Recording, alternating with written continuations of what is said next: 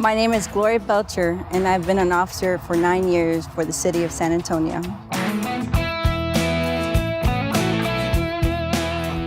I grew up here, born and raised here all my life. It's my city, it's my people. San Antonio is the second largest city in the state of Texas. So yes, in fact, we are bigger than Dallas, despite what everybody thinks. So we've grown tremendously. I've been a judge for 11 years. I've been presiding judge since '04. We process approximately 400,000 cases a year. Average of about 1,500 people are set to appear on any given day. Back when I first started, they used to call them MDTs, and the screen was about this size. And we would type on them, and somebody was giving me their name and was lying to me. I wouldn't be able to tell unless I was really, really that good. There's a lot of things that are occurring at that level in the field which we need to constantly interact with the officers. The community gets super sensitive to police forces, and how the police force is able to react and deal with that situation really determines how positive that experience is for the community, which is what reduces crime. Because when there's a good rapport between the community and the police officers, then you reduce crime. Now, if you're lying to me and you're in our system, your picture comes up. It's a mugshot that comes up. To access that information, it's real important. We gotta know who you are, who we're dealing with. If you're a violent person, the type of calls we're going to. If there was previous problems there, sometimes a house will be flagged. People making threats to officers, it'll be on our computer.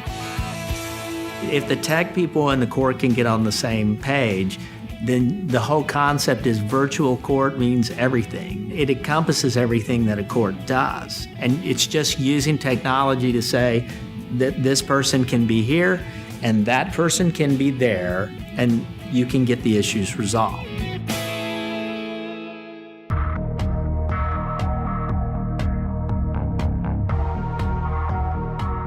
Well, in 2008, we had just started to convert the city over to Cisco.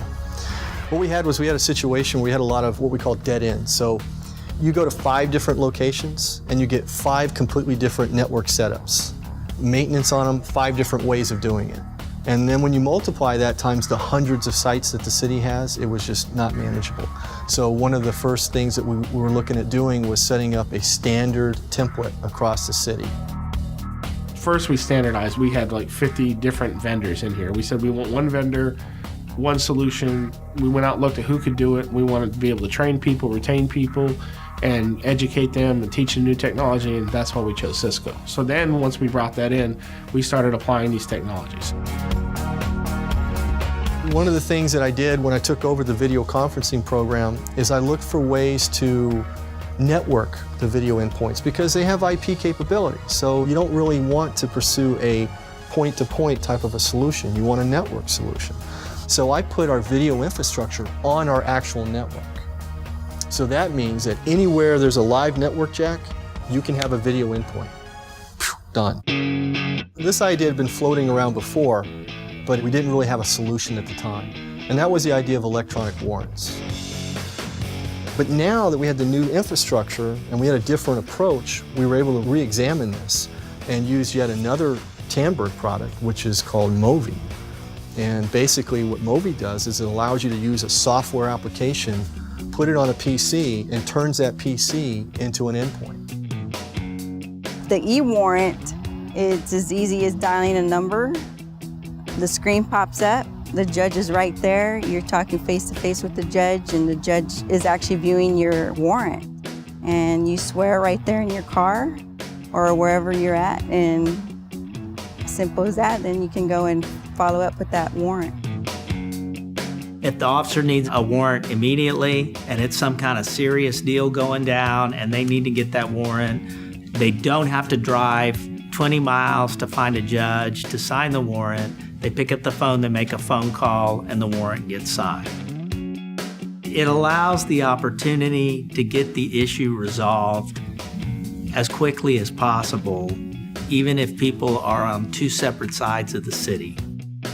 We can go and get the bad guy quickly. We don't have to wait For us to walk a warrant takes a couple of hours. If we do the e-warrant, it's a matter of minutes.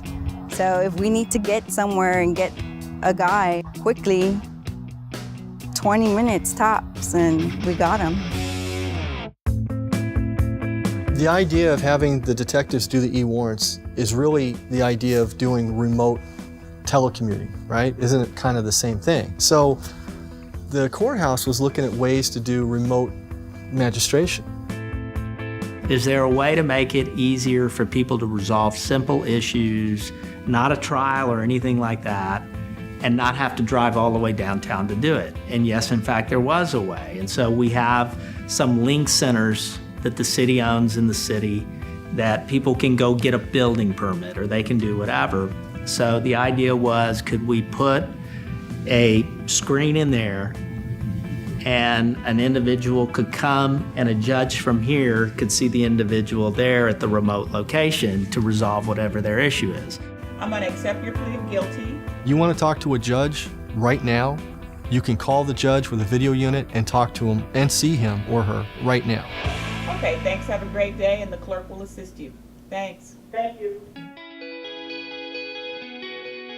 If you have the choice between solving a problem real time right there on your computer screen or trying to arrange a meeting at 3 o'clock downtown or something, or the next day or whatever, you're going to want the instant swift justice.